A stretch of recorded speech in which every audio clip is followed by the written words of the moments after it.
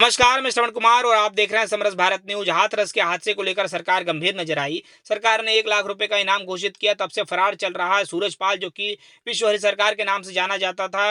योगी सरकार ने कड़ा रुख अपनाते हुए उसके तमाम ठिकानों पर जो कि अवैध रूप से कब्जे किए गए हैं, उस पर बुलडोजर चलाने का प्लान बनाया है। और इसी बीच में रामभद्राचार्य महाराज जी का बयान आ गया और उन्होंने तमाम आरोप लगाते हुए, जो कि सूरजपाल है, जो विश्व हरित सरकार भोले बाबा के नाम से जाना जाता है, उसके ऊपर तमाम आरोप लगाए। तमाम गंभीर आरोप लगाते हुए उन्होंने सरकार से मांग की है कि इसके तमाम ठिकानों पर जो अवैध रूप से बनाए गए हैं, उस पर बुलडोजर चले और इसे गिरफ्तार करके न्याय की हिरासत में भेजा जाए और इसे आजीवन कारावास हो, क्योंकि इसने 100 से ज़्यादा अधिक जानें ली है। और इसी के सत्संग, जो कि विधर्मी है और विधर्मी होने के नाते इस तरीके का अनुष्ठान और सत्संग कराएगा तो ऐसी ही घटनाएं सामने आएंगी। और बिना पुलिस प्रशासन के और बिना सरकार की अनुमति के इतना बड़ा आयोजन हुआ कैसे?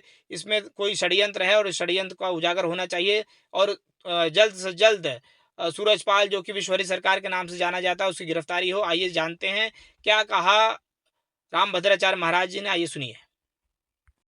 दुर्भाग्यपूर्ण घटना है। इसमें सरकार का दोष नहीं है, सरकार को सूचना नहीं दी और ये मनमुखी बाबा था राक्षस हो, उस पर रेप का केस भी लगा हुआ है।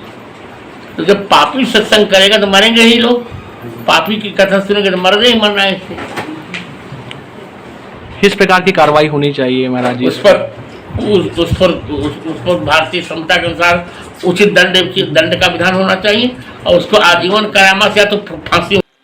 उसकी न कोई परंपरा है न कोई गुरु परंपरा है।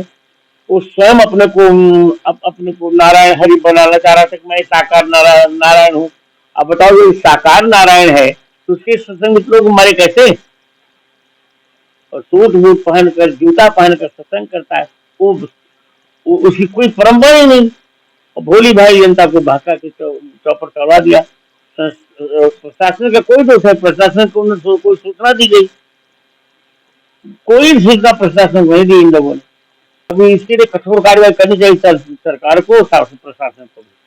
हम तो इसको जानते भी नहीं, लौंडे को। सोचो आप, नियम ये होता है, कोई भी हम सत्संग करते हैं जब, तो एक सत्संग की मर्यादा होती है, भद्र वेश होता है और व्यवस्था होती है। सूट वूट नहीं पहनना पड़ता, सरकार से अनुमति लेनी पड़ती है। सरकार को सूचना, कोई प्रशासन को इसे सूचना तक नहीं दी और 1 लाख जुटा लिया।